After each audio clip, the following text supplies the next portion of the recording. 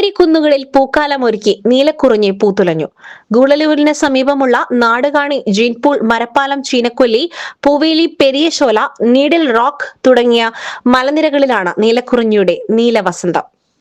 12 വർഷത്തിലൊരിക്കൽ പൂക്കുന്ന സ്ട്രോബിലൻതസ് കുന്തിയാന എന്ന് ശാസ്ത്രീയ നാമമുള്ള നീലക്കുറിഞ്ഞിയാണിത്. പൂക്കൾ ദിവസങ്ങളോളം വാടാതെ നിൽക്കും. 1 മാസത്തോളം ഇവിടങ്ങളിൽ പൂക്കുമെന്ന് വനം വകുപ്പ് പറയുന്നു. എന്നാൽ നിരോധിത മേഖല ഉൾപ്പെടുന്ന കാടുകളിലേക്കുള്ള സഞ്ചാരികളുടെ പ്രവേശനത്തിനും പൂക്കൾ പറിക്കുന്നതിനും വനം വകുപ്പിന്റെ വിലക്കുണ്ട്. ഇൻസ്റ്റഗ്രാമിലും ഫേസ്ബുക്കിലും ഉൾപ്പെടെ സോഷ്യൽ മീഡിയയിൽ കുറിഞ്ഞി വസന്തം പടർന്നതോടെ കാഴ്ചക്കാരുടെ എണ്ണം അനുദിനം വർദ്ധിക്കുകയാണ്.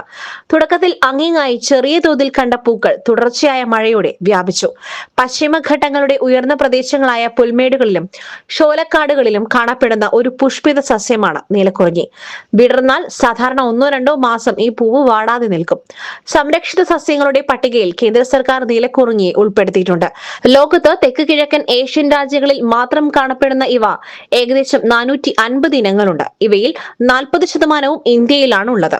പശ്ചിമഘട്ടത്തിൽ മാത്രം 64 തരം കുറിഞ്ഞികൾ ഉണ്ടെന്നാണ് പഠനങ്ങൾ തെളിയിക്കുന്നത്. സമുദ്രനിരപ്പിൽ നിന്നും ഏകദേശം 1200 മീറ്റർ ഉയരത്തിലാണ് ഇവ വളരുന്നത്.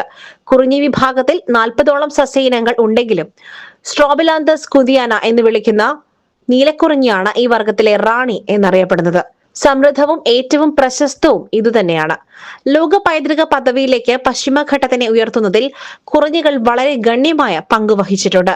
നീലക്കുറിഞ്ഞി ചെടി പറിച്ചെടുക്കുന്നത് 1,000,000 രൂപ പിഴയും 3 വർഷം വരെ തടവും ലഭിക്കാവുന്ന കുറ്റമാണ്.